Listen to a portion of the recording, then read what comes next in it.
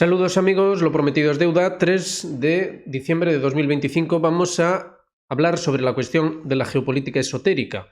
Una cosa que de primeras puede parecer una locura, claro que sí, pero que está presente y constantemente se está hablando de ello y por supuesto con poco criterio debido a que se desconoce absolutamente todo acerca de la propia naturaleza del conocimiento. Se desconocen cuestiones vinculadas, de hecho, a la tradición, tal y como sostenemos aquí, y cuando estas cosas ocurren, pues bueno, surge lo esotérico, entendido en realidad como una serie de mecanismos para poder obtener influencia y poder en un contexto además muy determinado, especialmente convulso, desordenado, y que bueno, pues digamos que a partir de ahora va a formar parte del análisis de lo que hacemos en el canal, y bueno, siempre ya saben, desde el punto de vista de un libro que presentamos, que converge a su vez con toda la labor que llevamos a cabo en el canal. Y bueno, en estos tiempos en los que las noticias fluyen a una velocidad pasmosa, vamos de hecho a ver algunos recortes, ¿no? Fíjense, desde la perspectiva de Kiev, no va a haber compromisos en lo respectivo a la soberanía de Ucrania y no va a haber cambios forzados de fronteras. ¿Esto quién lo dice? Lo dice el ministro de Asuntos Exteriores, Sibiga. Esto es un poco extraño, ¿no? Teniendo en cuenta todo lo que hemos vivido hasta ahora, los supuestos puntos de los estadounidenses, la supuesta opinión de los estadounidenses y todo esto. Bueno, todo esto fue a raíz de una reunión de ministros de Exteriores de la OTAN. Entonces, ¿a qué están jugando aquí? Según él, estos ministros de Exteriores apoyaron su posición, apoyaron esta posición. Por otro lado, fíjense, la OTAN ha decidido abolir el Consejo Rusia-OTAN, o al menos esto es lo que ha dicho otro ministro de Exteriores, muy activo últimamente, por cierto, el polaco Sikorski. Entonces, realmente estamos en esa situación de tránsito, de transformación de Europa en el gran apoderado. Un gran apoderado que incluiría a Ucrania, pero sobre todo incluiría lo que representa Ucrania, la idea general de Ucrania, ¿no?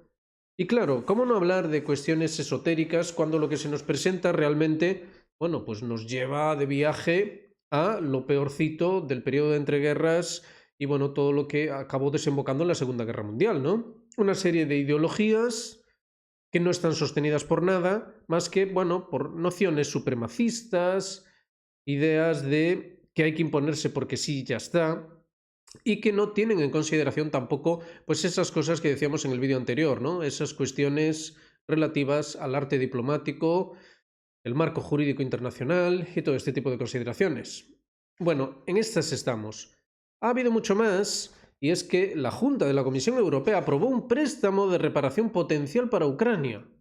Esto es lo que anunció la propia von der Leyen y, tenga en cuenta que de forma paralela veíamos al propio Rutte diciendo que, que de alguna manera va a haber que sostener a Ucrania. Es decir, que si no es de una forma, va a ser de otra. Pero bueno, ahora leamos lo que nos tiene que decir nuestra querida von der Leyen. La expropiación de los activos rusos congelados no necesita concesiones, y la decisión al respecto se tomará como una mayoría calificada de los votos. El organismo prohibirá la ejecución de resoluciones judiciales extranjeras sobre créditos reparatorios dentro de la Unión Europea, lo que debería proteger a Bélgica de las medidas de represalia de Rusia. ¿Se dan cuenta, no? Marco jurídico internacional, nos lo inventamos. ¿Sobre qué base? Sobre la base de que somos mejores. ¿Por qué? Porque sí. Esto es el componente esotérico que nos conectaría con el periodo de entreguerras. Es increíble lo rápido que vamos. A una velocidad pasmosa estamos, bueno, cada vez más y más cerca de ese tipo de consideraciones demenciales, ¿no? Al final, los rusos parece que tenían razón después de todo, ¿no? El Fondo Monetario Internacional estima que Ucrania necesita 135.000 millones de euros para 2026 y 2027. Después hay que seguir pagando, no se vayan a pensar, pero para 2026 y 2027 lo que hace falta es eso. Estados Unidos fue informado de los planes de conceder un crédito de reparación a Kiev. Ojo, fueron informados, y esta opción recibió el apoyo de Washington. Otra vez lo mismo. Todas estas contradicciones, ¿no? Lo que comentamos en el vídeo anterior. Todo esto es un cambio de naturaleza, como decíamos ayer, un cambio en la naturaleza del Estado. Ahora ya entramos en una cuestión postestatal, neofeudal. Y de nuevo volvemos a tener consideraciones de corte esotérico que las vamos a ver ahora. Vaya que sí las vamos a ver. Pero sigamos poniéndole contexto a esto. La Comisión Europea presentó un esquema alternativo de financiamiento de Ucrania en los próximos 2 años, que implica la concesión de un préstamo de 90.000 millones de euros garantizado por el presupuesto de la Unión Europea. Esa opción debe ser aprobada de manera unánime. Es decir, de una forma o de otra, Ucrania va a tener dinero y el dinero va a salir del presupuesto de la Unión Europea si hace falta, o se le roba a los rusos o sale del presupuesto de la Unión Europea. Si se les roba a los rusos y después estos, obviamente, lo exigen de vuelta, ¿de dónde va a salir? Del presupuesto de la Unión Europea. ¿Y ese presupuesto de la Unión Europea qué es lo que pasa? Bueno, pues pasa que es su bolsillo, el bolsillo de usted. Entonces, por eso necesitamos una reconfiguración, necesitamos un postestado. Y especialmente necesitamos que sea neofeudal, ¿no? Claro. El organismo comunitario tiene la intención de crear una estructura que permita invitar a otros países que también tienen activos rusos para que participen en el crédito de reparación. Fíjense que se está haciendo civilización con esto. Vengan, amigos, vengan, robémosle a los rusos, formemos parte de algo grande. Es increíble, pero está ocurriendo, esto está ocurriendo. Y lo que decíamos de Rute, no tengo un plan B, dice Rute. Y de hecho, bueno, aquí ya bromean en ucraniano diciendo que Rute cree firmemente que el papi estadounidense, le va a salvar, ¿no? Imaginemos que las negociaciones fracasan. Ambas partes continúan luchando y Estados Unidos deja de suministrar armas a Ucrania, incluso a cambio de dinero. ¿Tiene usted un plan B para ese caso? Bueno, yo no tengo, no creo que necesitemos pensar en un plan B, porque Estados Unidos es muy consistente en su apoyo a Ucrania, al igual que todos los aliados de la OTAN. Sí, lo acabamos de ver, y tan consistentes.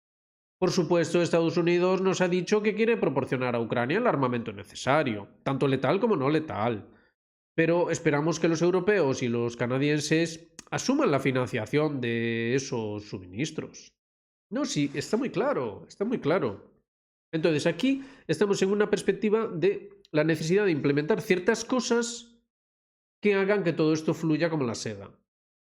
Y esas ciertas cosas van a tener un componente esotérico, lo vamos a ver, lo vamos a ver.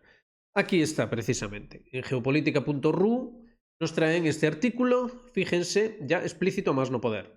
Transhumanista y anticristo. ¿Por qué Peter Thiel necesita la teología para su tecnocracia? ¿Por qué la necesitará? ¿Por qué?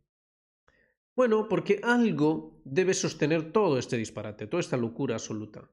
Algo debe legitimar, ¿no? Lleva trabajándose en todo este gran proyecto mucho tiempo. El proyecto consistía en esto. Esto no son improvisaciones de última hora. Por mucho que, ciertamente, ¿no?, en palabras de Rute, parezca una improvisación de última hora. No, no lo es. No es una improvisación de última hora. Esto era una cosa planificada. Era una absoluta locura. No hay forma en la que pueda salir bien, pero estaba preparado para que saliese bien. Entonces, necesita ciertos componentes que mágicamente van a hacer lo imposible posible. Van a hacer que lo que no puede salir bien, vaya a salir bien. Esto es lo que se cree. Esto es lo que se cree en las grandes instancias. En las instancias que controlan a, por ejemplo, la administración Trump, sin ir más lejos. Esto lo llevamos viendo en este canal desde siempre, ¿no? La compañía entre Palantir y la plana mayor de la administración Trump. Las grabaciones secretas de una conferencia filtrada recientemente en San Francisco confirmaron lo que los seguidores de las actividades del empresario Peter Thiel sospechaban desde hacía tiempo. El fundador de PayPal y Palantir, principal financista del vicepresidente J.D. Vance e influyente empresario en Silicon Valley, habla en las grabaciones sobre el anticristo, nombrando a la activista climática Greta Thunberg e incluso al Papa León XIV como posibles encarnaciones del mal. Ojo, porque aquí ya tenemos un carácter diferente. Ya no es solo Rusia, no son solo las potencias orientales, sino que es aquello dentro de Occidente que está mal. Aquello que está mal y que hay que quitarlo. Entonces, esto es bien curioso, ¿no? Como mínimo. E incluso al Papa León XIV como posibles encarnaciones del mal. E insta a Vance, miembro de la Iglesia Católica, a ignorar las directrices morales del Papa. En particular, en el desarrollo de la inteligencia artificial ética. Y además saben a dónde van, ¿no? Van justo al quid de la cuestión. Entonces, claro, aquí la cosa se pone esotérica. ¿Pero qué es esotérico? Esotérico hace referencia a lo interior. ¿Por qué lo interior habría de importar? Bueno, cuando las cosas se ponen tan mal como de hecho se están poniendo las cosas ahora en el ambiente geopolítico mundial, lo interior importa y mucho, puesto que hay que convencer a las personas de cosas terribles, no, lo siguiente. Hay que convencerles de cosas espantosas y deben formar parte de ese sueño, deben formar parte de ese convencimiento. Y para ello, pues se va obviamente a buscar la fuente, el origen mismo del sentimiento esotérico, por así decir. Las personas tienen un componente esotérico, les guste o no. Pero ¿cuál es ese origen o cuál es esa fuente? Digamos que es el concepto que siempre se entendió como Dios a nivel de pensamiento religioso o ético a nivel de pensamiento, pues, laico, como sea que lo quieran ustedes llamar. Esos componentes. Entonces, a ver, ¿esto es ético? ¿No lo es? Fíjense que estamos otra vez con lo mismo de entreguerras. Este debate apareció en entreguerras. Apareció un debate que fue solventado con cuestiones raciales, de supremacismo racial. Ahora no nos están hablando de supremacismo racial. De supremacismo sí, no racial, pero supremacismo sí. No se trata de pensamientos aislados. En octubre, Till publicó un largo ensayo en la revista católica neoconservadora, ojo con esto, católica neoconservadora, First Things, en el que interpreta la novela utópica del inglés Francis Bacon, Nueva Atlántida, en el sentido de que la ciencia y la tecnología modernas pueden invocar o suprimir al anticristo. El propio pensamiento de Till confirma que la Cámara de Salomón de Bacon es el modelo para Palantir y que el Estado insular de Ben Salem es un modelo para el imperio tecnocrático que él mismo está construyendo. ¡Fua! No está nada mal, ¿eh? No está nada mal. Ahora ya sabemos por qué estamos luchando, ¿no? ¿Por qué luchamos? ¿Por qué tenemos que garantizar la financiación de Ucrania? ¿Por qué debemos confrontar a Rusia hasta las últimas consecuencias? ¿Por qué debemos aceptar alegremente el desastre económico en Europa? Etcétera, etcétera, ¿no? ¿Por qué debemos mirar hacia otro lado mientras se sigue implementando el genocidio horrible en Gaza? O la agresión en Venezuela, o bueno, lo que sea. Bueno, lo vamos sabiendo, ¿no? Nos vamos enterando de ese componente esotérico. ¿Y a qué se hace referencia? Se hace referencia en última instancia al dominio mundial. Al dominio mundial, además con unos criterios concretos, unos criterios específicamente modernos. De hecho, Bacon es uno de los grandes exponentes del pensamiento moderno, uno de sus grandes fundadores, y toda la locura asociada a ese supremacismo. Un elitismo, un supremacismo, en el cual ellos, detentadores de un conocimiento maravilloso, esotérico, claro, deben dictar cómo deben ser las cosas. Y deben modular el elemento ético, o el elemento divino, trascendente, como lo quieran ustedes llamar. Entonces, es curioso cómo se transita de una cosa a la otra con una naturalidad increíble, ¿no? Todo va como la seda. Como la seda. Y así nos vamos adentrando paso a paso en esta Tercera Guerra Mundial, en sus últimas consecuencias al menos. Y bueno, pues ya lo ven, ¿no? Con recuerdos del ayer, con componentes nuevos y fascinantes, pero eso sí, para cumplimentar un gran plan. Un plan de al menos 5 siglos vista para el dominio. Un dominio basado en criterios supremacistas. Ni más ni menos. Asombroso, ¿no? Políticamente, Till representa el ala radical de la derecha tecnocapitalista o tecnológica. Su versión del concepto de catejón, una fuerza restrictiva que frena el caos, se ha convertido en un programa en el que la hegemonía y la superioridad tecnológica de Estados Unidos se enfrentan a la gobernanza global. Aquí es todo un juego de ambigüedad, lo hemos estado viendo en el vídeo anterior con respecto a esas negociaciones entre Estados Unidos y Rusia y todo esto. La cuestión del catejón, por supuesto, es otro elemento caprichoso más. Digamos que sería la modernidad la que implementaría el orden y serían ciertos elementos rancios, peligrosos, que vienen del pasado, los que arruinarían, digamos que, la evolución adecuada hacia una serie de elementos finales, elementos que confirman, digamos que, precisamente este actuar y el liderazgo de quienes, digamos, dirigen el proceso. Todo queda confirmado al final. Todo esto obviamente suena muy mal y desde luego suena al periodo de entreguerras y tengamos en cuenta el contexto en el que estamos porque, bueno, parece claro a dónde se dirige todo esto, ¿no? Es decir, aquel que no acepte toda esta absoluta locura, obviamente se le va a hacer la guerra a todos los diferentes niveles. Las instituciones internacionales son tachadas de encarnación del mal. Estábamos hablando de derecho internacional en el vídeo anterior y todo esto, ¿no? Pues ya lo ven, encarnación del mal. Lo que justifica el debilitamiento de las restricciones constitucionales, y los procesos democráticos. Interesante, ¿no? Entonces, estamos realmente haciendo converger toda esta cuestión esotérica con lo que veníamos hablando estos días del post-estado neofeudal, ¿no? Es decir, ya no valen lo de antes. No valen esas constituciones que, por lo demás, eran modernas. No valen esos procesos democráticos específicamente modernos. No, es que eso ya no vale. Eso ya no vale. Ahora necesitamos otra cosa. Y entonces, rechazar al Papa de Roma es el siguiente paso lógico en este proceso, dice el autor del artículo. ¿Porque el Papa de Roma representa la tradición? No, no lo hace. Ya hace mucho tiempo que el Papa de Roma no representa la tradición, sino porque no está lo suficientemente al día. No representa aquello que es necesario para la implementación de ese posestado neofeudal. Sin embargo, surge la pregunta, ¿no es la tecnocracia de Thiel simplemente el mismo globalismo en forma estadounidense? Entre los clientes de Palantir se encuentran el Departamento de Defensa y los servicios de inmigración de Estados Unidos, el Servicio Nacional de Salud británico, la policía alemana, los servicios de inteligencia franceses.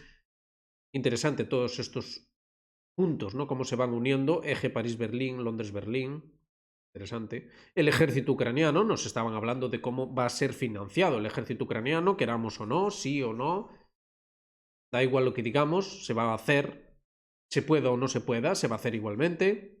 Lo van a pagar, por supuesto, los contribuyentes europeos, por supuesto. Pero ya en un formato post-estatal, neofeudal, eso sí, claro. Y los servicios de seguridad israelíes, los que faltaban, ¿no? Sus plataformas de datos crean una red de vigilancia transfronteriza que erosiona la soberanía nacional y concentra el poder en manos de unas pocas empresas tecnológicas y los grupos de élite que hay detrás de ella. Thiel condena ostensiblemente el globalismo y el anticristo, pero al mismo tiempo está construyendo el mismo sistema de control digital global al que dice oponerse.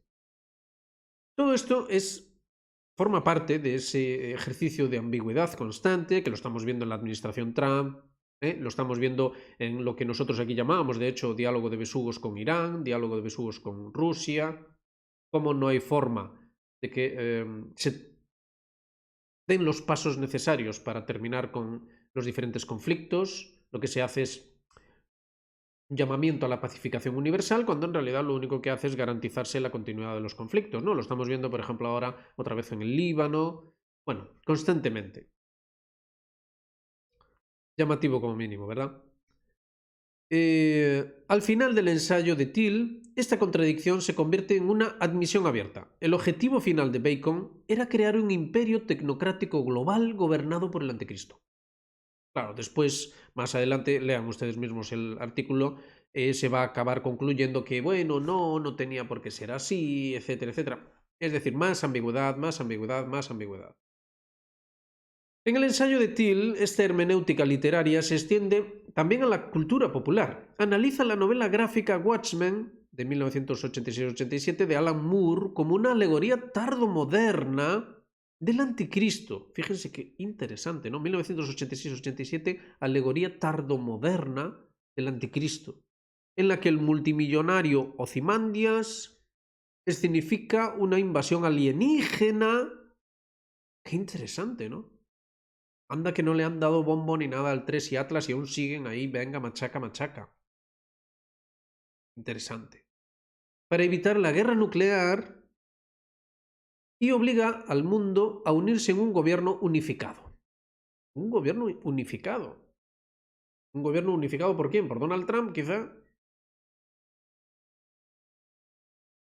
Irónicamente, Palantir es precisamente el tipo de sistema de vigilancia al estilo de Ozymandias que justifica salvar el mundo con tecnología de vanguardia para aumentar el poder de la élite. Pero es que la élite está haciendo, pues, estas cosas que nos estaba, de hecho, explicando este señor que había ideado Bacon. Que en realidad eran para el dominio del anticristo, pero que en realidad, bueno, no tiene por qué ser.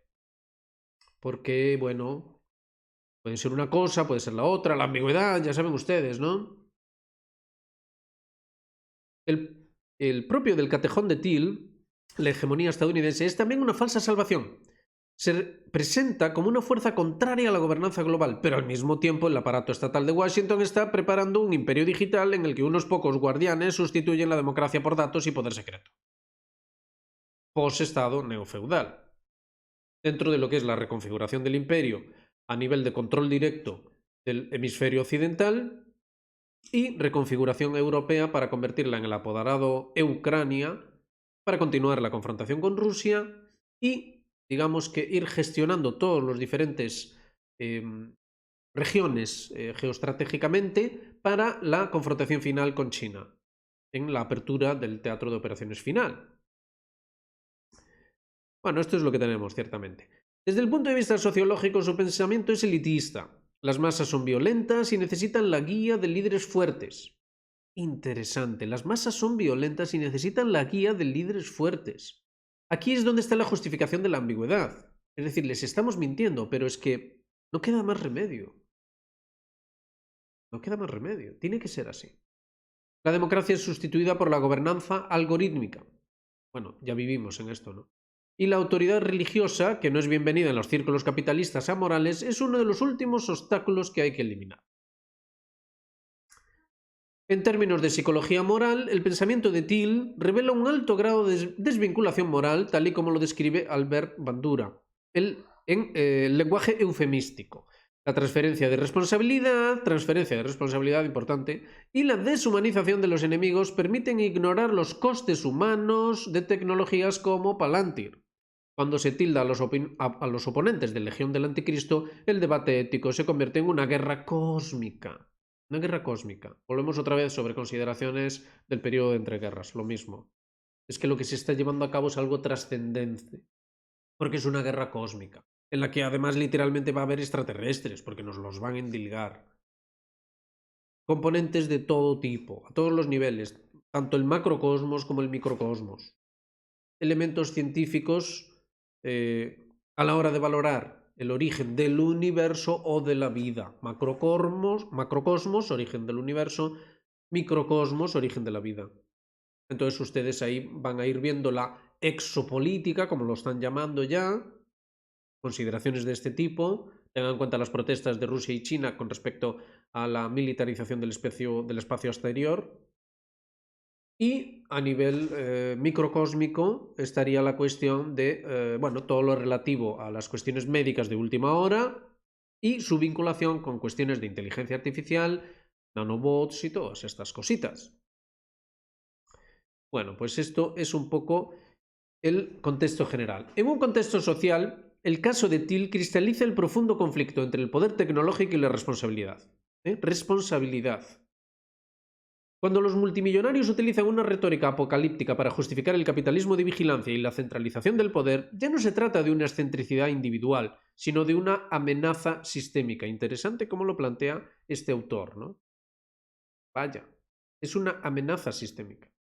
Sin restricciones morales y sociales, la tecnología no promete la redención, sino más bien una singularidad totalitaria en la que unos pocos individuos salvados controlan la materia prima de los datos humanos. Entonces, digamos que la aspiración de los individuos es llegar a ser uno de esos que controlan. Esta es la gran cosa. Ser un superhéroe. Si usted es un superhéroe, pues usted ya forma parte de la élite, entonces a usted le va a ir bien. Sería más honesto y considerablemente más creíble que Till y los de su calaña dejaran de tergiversar el cristianismo para satisfacer sus propios fines y comercializaran abiertamente lo que realmente están construyendo, una nueva religión sincrética que combina la promesa transhumanista de la inmortalidad, la deificación de la inteligencia artificial, elementos ocultos y cósmicos y la doctrina de la supremacía de unos pocos elegidos en Silicon Valley. Una tecnoreligión tan abierta de algoritmos y singularidades con sus doctrinas esotéricas sería mucho más adecuada para los países occidentales liderados por Estados Unidos que el torpe intento de encajar la revolución de la inteligencia artificial que mira más allá de la humanidad en las ruinas de una tradición religiosa de 2000 años que ha perdido en gran medida su poder social. Por eso hay que renovarla. Entonces el post-estado neofeudal solucionaría estas cositas, estos problemillas, y pondría al día todo el proceso para su cumplimentación final.